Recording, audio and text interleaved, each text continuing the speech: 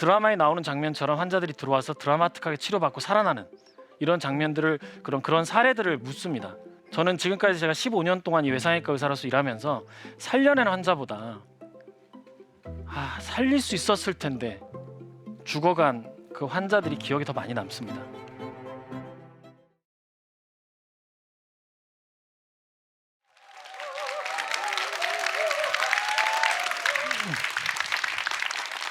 네, 안녕하십니까. 저는 아주대병원 경기 남부 권역외상센터 센터장 맡고 있는 외과의사 정경원입니다. 다시 한번 인사드리겠습니다. 네, 앞서 우리 사회자분께도 말씀하셨는데 요즘 중증외상센터의 드라마가 유행이라면서요. 굉장히 이슈가 되고 있더라고요. 보셨나요? 네, 저도 봤습니다. 이게 제가 원래 이 드라마의 원작이 된 웹툰 그게 만들어질 때부터 소식을 들었었거든요. 그때 왜 그랬냐면 이 이야기 속에 이 웹툰 속은 더 적나라하던데 저희 이전에 저희가 한 10 몇 년 전에 겪었던 병원에서 겪었던 일들이 담겨져 있고 특히나 여기 지금 그림에 보시면 헬기 보이시죠? 이 헬기 저희가 타는 헬기 그대로 가져다 썼습니다. 예. 그래서 저 헬기 나올 때까지 제가 보겠다고 시작했는데 마지막 화에 나오더라고요. 예. 당연히 이 드라마가 끝나고 나면 질문을 많이 할 것 같았어요. 저한테 역시나 질문을 많이 하시더라고요. 참고로 말씀드리는데 저 항문은 아닙니다. 항문외과 아니에요. 저는 원래 혈관외과 하려고 했다가 혈관외과라는 외과 한 분과가 있는데 하려 하다가 사실은 배반을 하고 배신을 하고 지금 외상외과를 하고 있고 이국종 교수님의 1호 제자인 건 맞습니다. 그래서 그 모티브는 맞는데 제가 항문외과는 아닙니다. 상관없습니다. 어쨌든 이런 드라마에 나오는 그 주인공들을 보면 지금 백강혁이죠. 천재 외과의사. 아까 말씀도 하셨는데 뭐 언변, 말도 잘하고 싸움도 잘하고 오토바이도 타고 헬기 조종까지 합니다. 헬기에서 레펠까지 해요. 예, 뭐 제가 조금 우리 주준 씨 만나서 좀 수련을 받고 싶더라고요. 제가 오토바이는 소시적에 좀 탔는데 헬기 조종까지는 아직 못해서 인상 깊은 것은 이런 드라마에 나오는 주인공들은 모든 환자들을 살려냅니다. 근데 사실 현실은 그렇지가 않아요. 이 드라마 때문에도 그렇고 여러 언론 기자분들이 저희 외상센터를 요즘 방문하고 와서 인터뷰 요청을 합니다. 그래서 제가 인터뷰를 하기도 하고 저희 외상센터 장면들 많이 찍어 가시는데 하나같이 요청하시는 것은 뭐냐면 이 드라마에 나오는 장면처럼 환자들이 들어와서 드라마틱하게 치료받고 살아나는 이런 장면들을 그런 사례들을 묻습니다.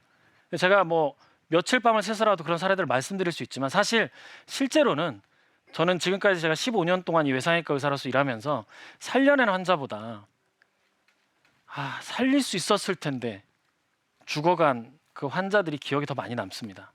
그래서 오늘 조금 무거운 주제가 될지 모르겠지만 그 죽어간 환자들 이야기를 좀 서두에 좀 하고 싶습니다.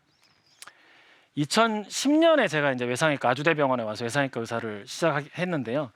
시작한 지 얼마 되지 않은 한 달이 채 되지 않았던 것 같은데 그때 저희 외상센터로 저희 병원으로 실려온 이송된 환자 사진이 되겠습니다. 제가 이 외상외과를 하면서 다른 의사들이 하는 다른 과보다 차이가 있다면 보통 이전의 환자들을 기억하면 그 환자의 병명을 먼저 떠올리게 됩니다. 뭐 위암, 어느 부분에 위암이 있었던 환자.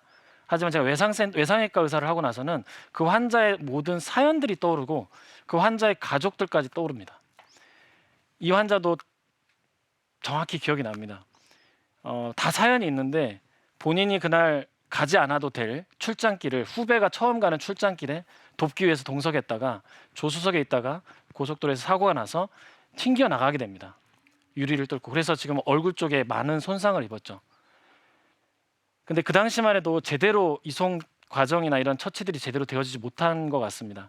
환자가 현장에서 처치도 잘 되어지지 않았고 저 아래쪽에서 사고가 발생했었는데 서울 쪽의 큰 병원을 보호자들이 환자의 가족들이 수소문해서 그 병원으로 가자고 요청을 했고 다행히 어쨌든 소방 헬기가 떠서 헬기가 이 환자를 싣고 이송을 하던 차에 환자가 너무 안 좋은 겁니다.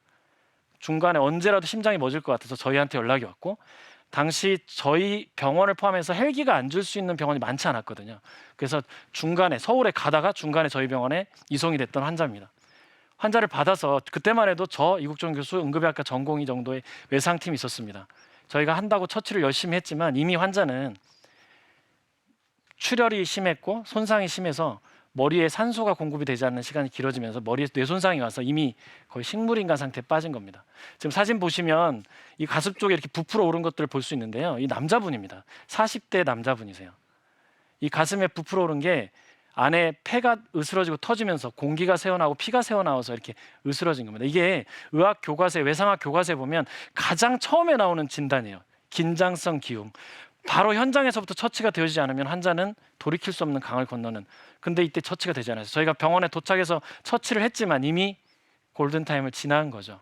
그래서 이 소식을 보호자들한테 전달을 했는데 이 환자는 두 딸, 당시 여대생 두 딸을 둔 40대 초반의 남성이었습니다.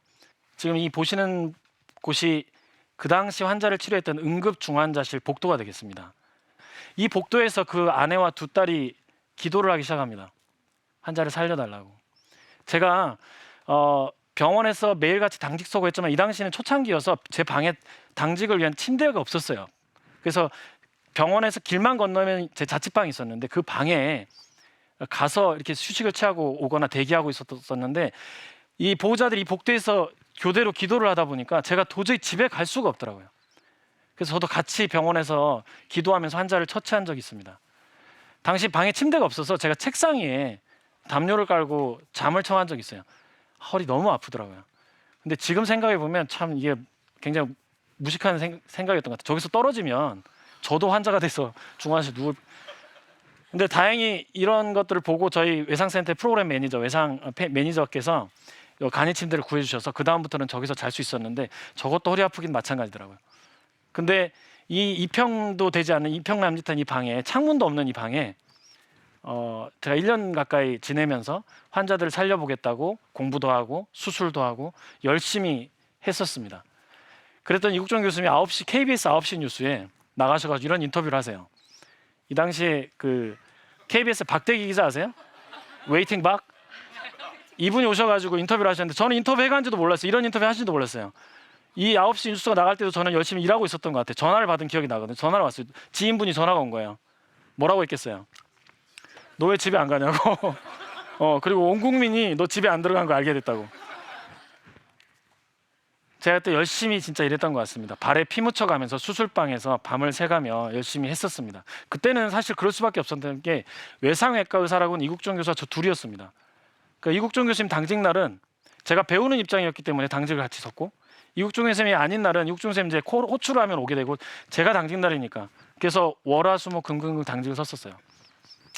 1년에 집에 4번 가면서 그때는 사실은 제가 부산에서 배움을 배우고자 수원으로 아주대병원으로 혼자 올라가고 가족들을 두고 올라왔기 때문에 물론 그렇다고 할 수 있겠지만 지금 발에 피 묻힌 사진은 그 당시에 기억하실지 모르겠는데 축구 선수 박지성의 발, 피겨 선수 김연아의 발 그 사진이 유행하던 그때입니다. 저도 한번 문득 생각을 찍어봤어요. 이거 1년에 집에 4번 갔다는 얘기를 이 세상을 바꾸는 시간 세바시에 강연 나오셔서 말씀하셨더라고요. 모르시는 분들은 세상은 만만하지 않습니다. 이국종 교수 편이 세바시 797회. 예. 좋아요, 구독은 뭐 사랑이라더라고요. 하여튼 뭐 자 여기 나와서도 이 얘기를 하셨어요. 지금 정경 교수가 1년에 집에 4번 갔어요. 2010년도에 1년에 4번. 한 번은 정경 교수 락 앞에 이게 붙어 있었어요. 1년에 집에 4번 가니까 아기가 이렇게 보낸 거예요. 아빠 빨리 오세요. 자괴감이 든다고요. 저도. 그러니까 동료들의 희생을 팔아가지고 이거 하는 게 아닌가. 네, 저도 오만에 그 석회산의 치료 때 갔었거든요. 모르시는 분도 있는 것 같아서 별로 표정은 좋지 않지만 자 이때 나오셔서 교수님께서 저희 아이들이 저한테 보낸 편지 글을 소개하셨더라고요. 제 사진과 함께 왼쪽에 있는 게 큰 애, 두 번째 게 작은 둘째 아이입니다. 글자가 뭔가 좀 이상한데 읽혀지긴 해요. 네. 근데 내용이 좀 뼈 아픕니다. 사실 보면 뭐 상태가 좀 별로 좋지 않죠. 내가 준 선물을 돌봐달래. 선물을 왜 돌봐달라는지 모르겠는데 아빠 어디 있어? 이 말은 저도 좀 한동안 마음이 좀 아팠습니다. 이상하죠. 글씨가 이상한데 읽혀지잖아요, 그죠? 이 두 아이들 그 당시 모습입니다. 첫째, 둘째 상태가 많이 안 좋죠. 보면 집구석도 죄송합니다. 죄송합니다. 집 상태도 좀 많이 안 좋습니다. 집에 아빠가 못 가니까 그런 것 같아요. 근데 앞에 보여드렸던 이런 사례가 그 당시에 굉장히 흔했습니다. 허다했습니다. 제가 아무리 간이 침대에 몸을 맡기고 밤을 새서 수술하고 발에 피 묻혀가면서 뛰어다니고 해도 살릴 수 없는, 살릴 수 있었는데 죽지 않아도 될 그 죽음이 전체 외상 사망 중에 30% 이상을 차지했습니다. 적게 잡아도 1년에 외상 환자가 응급실에 방문해서 사망하는 환자만 적게 잡아도 10,000명 정도 됩니다. 1년에. 많게는 약 3만 명까지 잡아요.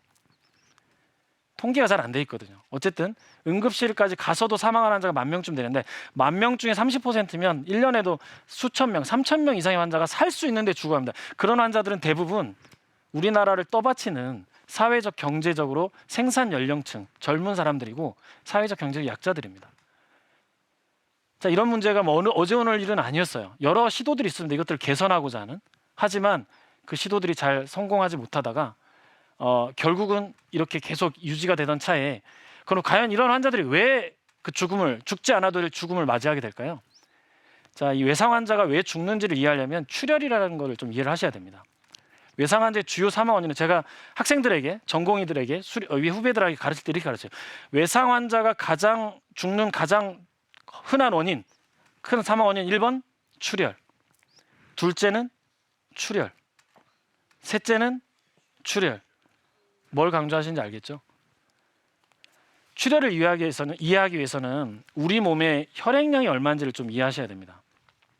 우리 일반인들한테 질문하면 조금 오해가 있으실 때가 있어요. 우리 몸의 3분의 2가 70%가 수분, 물로 이루어졌다고 하죠. 그래서 혹시 혈액량도 약 3분의 2 정도로 생각을 하실 때가 있는데, 혈액량은 우리 몸의 6에서 7% 정도 됩니다. 그러면 건장한 성인 남자 70kg 나가는 남자는 77에서 49, 4.9, 5리터 정도. 왜소한 분들은 3에서 4리터밖에 안 돼요. 지금 왼쪽에 나온 이 그림이, 이 무시무시한 그림이 저희가 배우는 외과 교과서에 나오는 그림입니다. 외상외과 의사가 그 챕터를 적고 저렇게 올려놨어요. 5개 1리터짜리 5개 페트병 중에 2개의 페트병, 30에서 40% 되는 그 피가, 혈액이 나가게 되면, 출혈되면 환자가 언제든 심장이 멎을 수 있고 혈압이 떨어지고 돌아올 수 없는 강, 소위 비가역적으로 돌아올 수 없는 강을 건너게 됩니다. 그러면 이 혈액이 출혈되기 전에 저희는 뭔가를 해야 돼요. 어딘가를 새어나가는 출혈을 막아야 되고, 지혈이죠. 그리고 그 피를 보충해 줘야 됩니다. 예. 근데 1에서 2리터 맞나요? 얼마 되지 않습니다. 제가 이해를 돕기 위해서 수술 동영상 하나 가지고 왔는데요. 지금 저희가 수술하고 있는 곳이 장골동맥이라는 곳입니다. 우리 몸의 제일 굵은 대동맥. 그 드라마 보면 수술할 때 피가 천장까지 솟죠. 그건 대동맥입니다. 우리보다, 사람 키보다 높이 올라갑니다. 실제로 그렇습니다. 근데 거기서 바로 분지한 장골동맥, 골반에서 다리 쪽으로 가는 혈관. 굵기가 새끼손가락만도 안 합니다. 그리고 이 환자는 관통상을 입었어요. 바늘구멍 같은 구멍이 났습니다. 근데 그 바늘구멍만으로도 심장이 한번 뛸 때마다 보셨나요? 피가 한 10cc씩 튑니다. 1분에 사람 심장이 몇 번 뛰죠? 보통은 60에서 80 뛰는데, 저런 상황이 되거나 다치거나 환자가 힘들고 흥분하면 100회 이상 뜹니다. 지금 제 심박수도 100회 이상 뛰고 있는 것 같습니다. 원래 환자 치료할 때 제 후배들한테 그러거든요. 환자 심박수보다 네 심박수가 빨라지면 실패할 수 있다. 예. 근데 제가 지금 그런 것 같아요. 어쨌든 심장을 100번 뛴다고 가정해 봅시다. 이 환자 한 번에 10cc씩 나갔어요. 1분에 그러면 1리터. 5분 만에 모든 피를 다 쏟습니다. 이런 환자들 어떻게 살려야 될까요? 백강력이 필요하죠.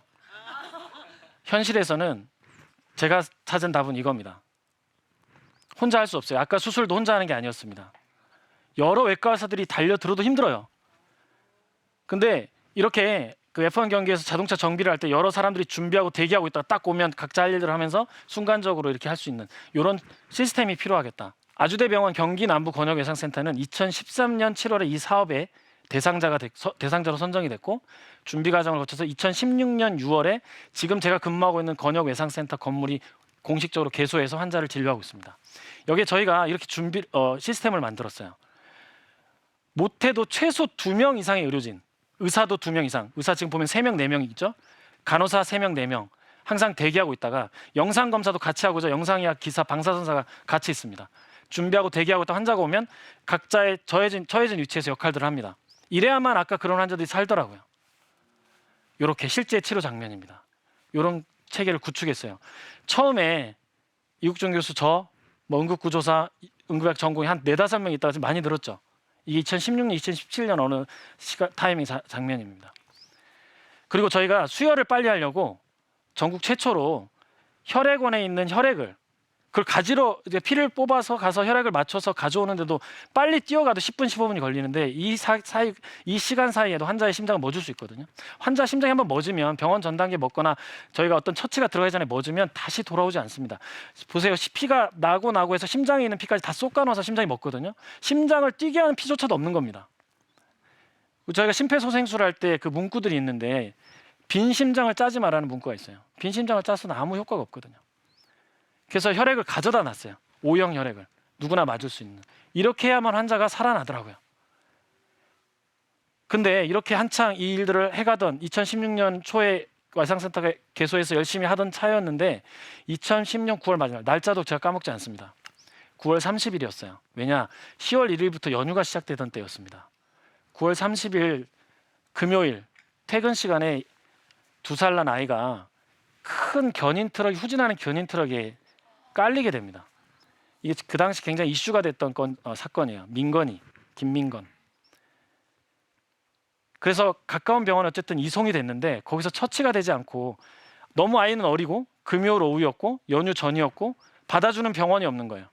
그리고 아이가 발목에 개방성 골절이 있었는데 사실 그거는 나중에 장애가 남더라도 당장 살고 죽는 문제가 아니거든요. 거기에 너무 매몰돼 가지고 이 환자가 갈 곳을 찾지 못하다가 사고 한 서너 시간이 돼서야 저희한테까지 연락이 왔어요. 저 아래쪽에서 일어난 사고인데 제가 연락 받자마자 이 환자 잘못하면 잘못되겠다. 그래서 빨리 이송해야 되는데 너무 머니까 헬기를 띄우자 해서 헬기를 막 알아보던 차인데 헬기를 이제 알아봐서 이제 소통을 하려고 다시 의료진한테 전화를 해보니까 전화가 안 돼요. 그래서 저희 동료 그날 당직선 의료진한테 이랬어요. 환자 잘못됐나 보다. 나중에 다시 전화가 와서 확인해 보니 역시나 그때 심정지가 와서 심폐소생술에서 다행히 아기가 돌아오긴 했는데 이미 늦은 거죠. 아까 말씀드렸잖아요. 심정지가 한번 오면 돌아오기 힘들어요. 그래도 그제서 헬기를 태워서 환자가 저희 병원에 사고로부터 7시간 만에 저희 병원에 도착합니다. 그 뒤에 저희가 수술을 하고 심폐소생술하고 열심히 했지만 결국 환자는 사망했습니다. 이 당시에 민건이 혼자만 사고 난 게 아니었어요. 민건이 할머니, 민건이 어린이집 데려온 할머니, 민건이 누나 3명이 같이 사고 났는데 민건이 할머니는 그 첫 병원에서 사망했습니다. 다행히 누나는 그렇게 심하지 않았어요. 근데 나중에 그 누나도 저한테 와서 치료받았습니다. 왜? 그 누나가 처음에 그 처치를 받고 퇴원을 했는데 나중에 조금 안 좋아졌죠. 며칠 뒤에 좀 아픈 부위가 안 좋아지고 열이 났었어요. 근데 갈 만한 병원이 없는 거예요. 자기 할머니가 자기 동생이 죽었던 병원에 갈 수 있겠어요? 그리고 이 사건 이슈가 되니까 그 지역의 병원들이 안 받으려는 거예요. 어쨌든 이 민건이가 먼저 저희한테 이송이 되고 나서 같이 가족들이 사고 나니까 이날 이 가정은 완전 쑥대밭이 됐겠죠. 그러니까 아이 아빠는 그 사고 처리를 거기서 했고 엄마가 뒤늦게 저희한테 왔습니다. 근데 그때 가져온 게 이 아이의 가방이었어요. 저희 의료진들이 이 가방을 보고 엄청 울었습니다. 네. 어린이집 가다가 다쳤잖아요. 어린이집에서 하원하다가. 희한한 건 아이가 심장이 계속 멎어서 제가 마지막에 어머니 오시기 전에 전화를 드렸습니다. 수술방에서. 어머님 아이 안 되겠어요. 죄송합니다. 사망할 것 같습니다. 빨리 오셔야 될 것 같습니다. 근데 어머니가 오고 나서 아이 심장이 멎어서 사망했습니다. 자, 외상 시스템을 우리가 공부하는 외상 교과서에 이렇게 정의하고 있어요. 외상 환자의 의미 있는 회복을 극대화시키기 위한 모든 핵심 요소를 제공하는 조직적인 접근 방식. 근데 저는 이 말보다 그 위에 있는 말이 더 뼈아파요. 외상 환자 치료 결과는 사고가 발생한 지리적 위치에 따라 크게 좌우된대요. 무슨 말이냐? 민건이가 똑같은 손상을 미국 어느 곳에서 다쳤다? 죽지 않았을 거예요. 똑같은 사고가 나도 외상체계가 잘 되어 있는 곳에서 사고가 났으면 죽지 않아도 죽음이 지금 우리나라가 예전에 30%가 넘었다는 거죠. 잠깐 그 잘 돼 있다는 미국 외상 시스템을 한번 잠깐 보고 올까요? 제가 기회가 돼서 미국의 샌디에고 지역에 2017년에 연수를 가게 됩니다. 아까 그 민건이 건이 있고 나서 바로 뒤에요. 예. 사실 저희 외상센터 아까 보여드렸던 소생실이나 이런 것도 여기 미국 샌디에고 외상센터, UCSD 외상센터를 많이 벤치마킹해서 만들었습니다. 그리고 이 지역의 외상 시스템이 잘 되어 있다고 돼 있어서 공부하러 갔습니다. 여기 가서 조사를 해보니까요. 예방 가능 사망률이 2.4%였어요. 2000년에서 2014년. 아까 기억하시나요? 2010년, 2000년대까지 저희가 30%가 넘었습니다. 같은 시간대 2.4%. 그러니까 지리적에서 따라 차이가 나는 거잖아요. 그 저 2.4%가 되는 사례도 제가 다 일본인 연구자와 함께 리뷰를 해봤는데 2000년대 초반에 일어난 사실이에요. 환자가 죽는 환자가 발생하잖아요. 리뷰합니다. 피어 리뷰, 패널 리뷰해서 문제점이 뭔지, opportunity for improvement, 개선할 점이 뭔지 찾아서 corrective action plan 짜가지고 개선을 합니다. 그러니까 2010년대 이후에는 거의 죽지 않아요. 예방하는 사망률 제로입니다. 여기 샌디에고 지역을 저희가 또 벤치마킹한 이유가 제가 근무하고 있는 경기도하고 면적이 거의 같아요. 근데 인구는 좀 작죠. 4분의 1밖에 안 되지만 여기에 5개 외상센터가 이 지리적으로 위치를 나눠서 5개 외상센터, 1개 소아외상센터가 저 지역에서 발생하는 중증 외상 환자는 무슨 일이 있어도 커버를 합니다. 제가 어떻게 보면 지금 하고 있는 일이 이 지도 만드는 일을 하고 있는데 여러분들 지난해 의정 갈등 때문에 응급실 뺑뺑이가 어떻고 여러분 많이 보셨죠. 근데 이런 지도 보신 적 있으세요? 우리나라? 이게 없어서 지금 시스템이 없는 겁니다. 저기 보면 지도를 보면 이분하게 지역이 나눠져 있잖아요. 왜냐? 외상 환자는 인구 수대로 발생을 합니다. 왜? 사람들이 활동을 하고 사람들이 일을 하고 해야 외상 발생하거든요. 그럼 인구수 대비 외상센터를 지정해서 만들어야 되는데 우리나라는 17개 외상센터를 시도 단위로 나눠줬습니다. 정치권의 입김이죠. 정치가 의료를 망치고 있어요. 어쨌든 여기는 데이터와 근거에 의해서 이렇게 만들었고요. 보시면 서쪽 지역은 지역이 좁지만 인구가 많아요. 그리고 도로가 잘 발달돼 있습니다. 그래서 서쪽 지역은 구급차, 동쪽 지역은 사막 지역이에요. 사람은 얼마 안 살지만 사고 발생하면 바로 헬기 뜹니다. 그러니까 이 지역에서 발생하는 외상 환자는 30분 이내에 90% 이상이 외상센터로 가게 됩니다. 자, 우리가 외상 소생실을 준비하고 열심히 기다리고 있더라도 환자가 오지 않으면 심정지 전에 오지 않으면 살릴 수가 없습니다. 그래서 제가 연수 갔다 온 이후로 그리고 센터장이 2020년 된 이후로 좀 그런 점들을 좀 더 적극적으로 좀 개선하려고 해서 특히나 대표적으로 헬기 이송 지침을 정비해가지고 헬기 30분 이상 이송 시간이 걸릴 것 같다. 무조건 헬기. 중증 외상이면. 자, 이것 때문에 정말 많은 환자들이 살아나는 걸 지금 느낍니다. 급기야 저희가 병원 뒷마당에 헬기를 대기시켰어요. 아까 그 헬기입니다. HL9682. 병원 뒷마당에 저렇게 헬기를 세워놓으니까 바로 의료진이 타고 갈 수 있으니까 5분에서 10분 정도 이송 시간이 단축되더라고요. 그로 인해서 많은 사람들이 살아났습니다. 자, 저희 외상센터 실적 조금 자랑해도 될까요? 저희가 한 해 외상 환자 입원 환자가 약 4,000명 정도 됩니다. 그리고 중증 외상은 그중에 한 1,300명 정도 돼요. 근데 아까 제가 보여드렸던 UCSD 트라우마 센터가 1년에 2,000에서 2,500명 입원, 중증 외상 한 4,500명 돼요. 미국의 외상센터 최소 기준이 1,200, 240명입니다. 기준을 비교하면 최소 기준에는 한 4-5배. 평균 외상센터, 미국에 잘 돼 있다는 UCSD 트라우마 센터보다는 지금 2-3배의 환자를 진료하는 거 아니겠어요? 처음부터 이러진 않았습니다. 최근에 이제. 이러면서도 저희 외방 가능 외상 사망률이 아주대병원으로 와서 사망하는 외방 가능 사망률은 외상센터가 생기기 이후부터는 10% 미만을 유지하고 있고요. 지난해 기준 2.6%. 아까 UCSD 트라우마 센터가 거의 이제 같은 수준으로. 예. 자, 그렇지만 그럼에도 아직 2.6% 환자들이 살아나지 못하고 있고요. 살 수 있는데. 그리고 저거는 아주대로 이송된 환자들 기준입니다. 이송되지 못한 환자들. 그리고 다른 지역은. 제가 이제 연수 갔다 오고 어느 날 또 당직 서는데 전화를 받았어요. 4살짜리 여자아이가 버스에 깔렸대요. 이것도 저 아래쪽 지역이었습니다. 주말이었어요. 또 병원을 찾지 못하고 있대요. 불현듯 지나가는 이름 있죠. 민건이. 다친 부위가 똑같았어요. 아래쪽에 피멍 들고 있고 다리 하나 부러지고 다른 게 있다면 민건이는 발목 쪽에 그 개방성 창상 때문에 골절 때문에 병원을 못 찾았다면 이 아이는 어린이고 소아고 또 산부인과 쪽에 진료가 안 된다. 왜냐하면 이 골반을 타고 나면서 여자분들은 아래쪽 회원부가 잘 이렇게 파열이 됩니다. 그것 때문에 제가 이때 굉장히 어그레시브하게 빨리 환자 이송해달라 해서 치료해서 잘 치료받고 나갔습니다. 자, 이런 일이 사실은 여러분들한테 보고하거나 뉴스거리가 돼서는 안 되겠잖아요. 이게 이제 일상이 되어야 되는데 이제는 조금씩 이제 일상이 되어가고 있습니다. 이보다 더 심하게 다친 20대 여성 아침에 학교 가는데 비가 오는 날 학교 가는데 큰 버스가 이 학생을 보지 못하고 타고 넘어갑니다. 사실은 후방 센서니 후방 카메라니 전후방 센서니 이런 거는 큰 차에 달아야 돼요. 트럭, 버스 안 보이거든요. 근데 고급차에 달리죠. 골반을 타고 넘어갔어요. 저 이 환자 살지도 못할 줄 알았고 못 걸을 줄 알았는데 지금 잘 걸어서 제 외래를 다니고 있습니다. 똑같죠. 그리고 여러분들 차가 이렇게 밀려 내려오면 사람들이 대부분 피해야 되는데 그걸 막습니다. 절대 그러시면 안 돼요. 차가 밀려 내려오면 피하셔야 돼요. 그죠? 당연한데 본능적으로 순간적으로 막아요. 차에 깔려 으스러집니다. 여기 뭐 큰 차 위에서 이 파이프 같은 게 여기를 뚫고 들어간 거예요. 으깨진 거죠. 이 환자 멀쩡히 살아서 외래 다니고 있습니다. 이제 일상이 되어가고 있죠. 어디까지 가고 있냐면 저희가 이제 영화에 드라마에 나오는 장면 좀 저도 비슷한 거 한번 보여볼까요? 고속도로에서 사고가 나면 환자가 1명 발생하지 않습니다. 최소 2명, 3명 발생합니다. 그럼 저희가 2팀 이상 출동을 동시에도 합니다. 헬기를 타고 가서 영화 드라마 같지 않으세요? 고속도로 CCTV 찍은 거예요. 헬기가 2대 출동을 해서 저희가 저 뒤에 보면 저를 포함한 의료진들이 환자 처치를 해가면서 정의서 하고 있고 먼저 더 중증 환자를 저기다 태워가지고 지금 현장 구급대원들이 잘 통제를 하셨더라고요. 먼저 뜨고 있고 뒤에 헬기 보이죠? 저 헬기에 저희가 헬기 이송을 24시간 소방 헬기까지 사용해가면서 하고 있습니다. 여기서 이송된 중증의 2 환자들 잘 살아서 퇴원했습니다. 여기까지. 그러니까 예방하는 사망률이 이러한 노력들 덕분이라고 생각을 하는데 이렇게 감소를 해갔습니다. 해가서 사실 마지막으로 측정한 21년 환자를 대상으로 했을 때 13.5%까지 절반 이하로 떨어졌죠.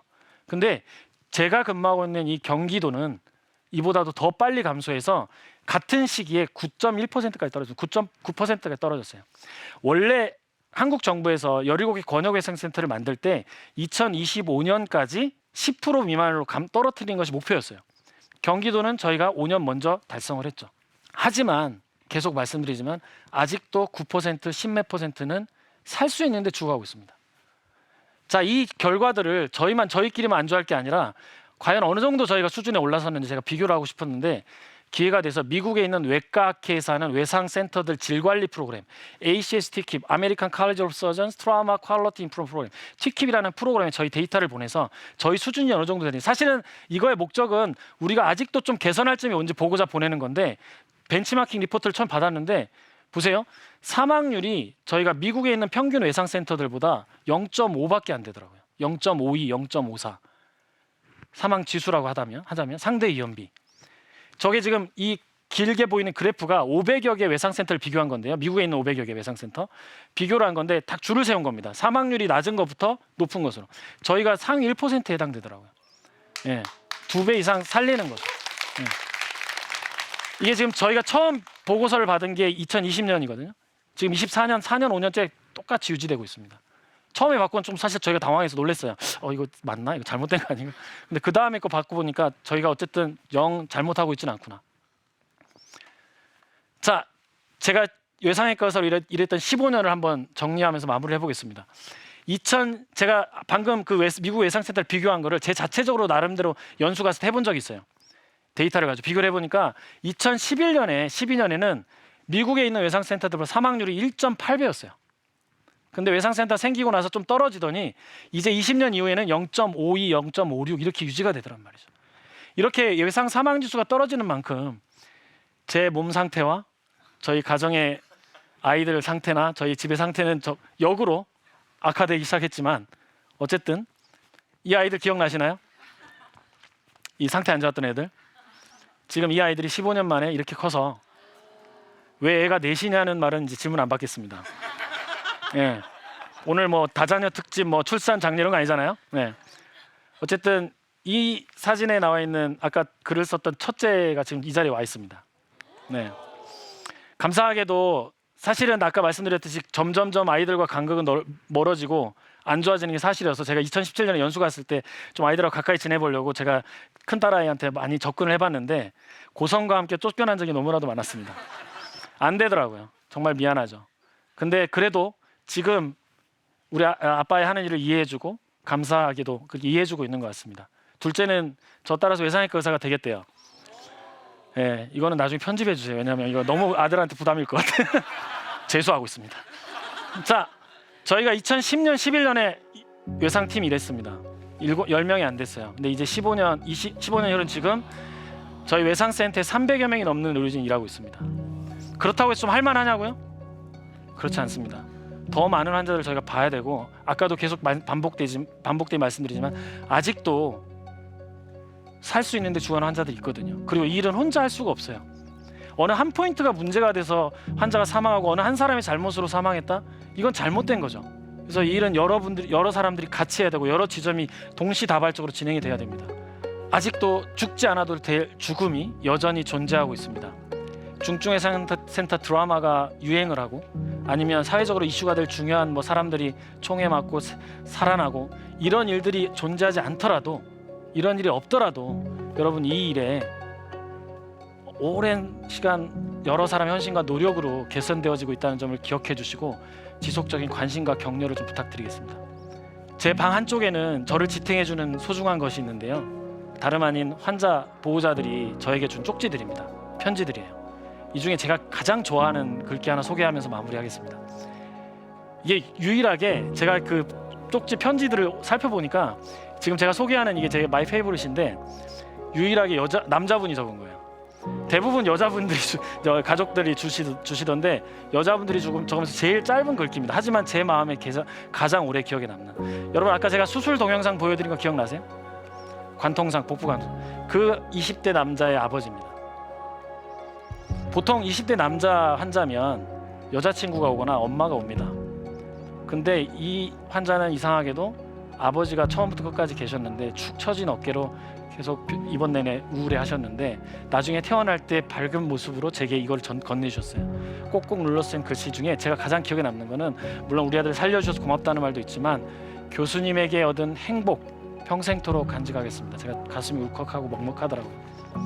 저는 제 위치에서 제가 그냥 하고 싶은 일, 제 하는 일을 했었을 뿐인데 이게 누군가에게 평생 행복이 됐다는 거예요. 이거 얼마나 보람차고 축복인 일이지 않습니까? 이 일에 여러분들에게 한 번 더 관심과 격려를 부탁드리고 저희 혹시라도 이 영상, 이 강연을 듣게 되거나 보게 될 우리 의료계 후배들에게 감히 이 일을 좀 같이 하자고 동참해달라고 도전해 봅니다. 감사합니다.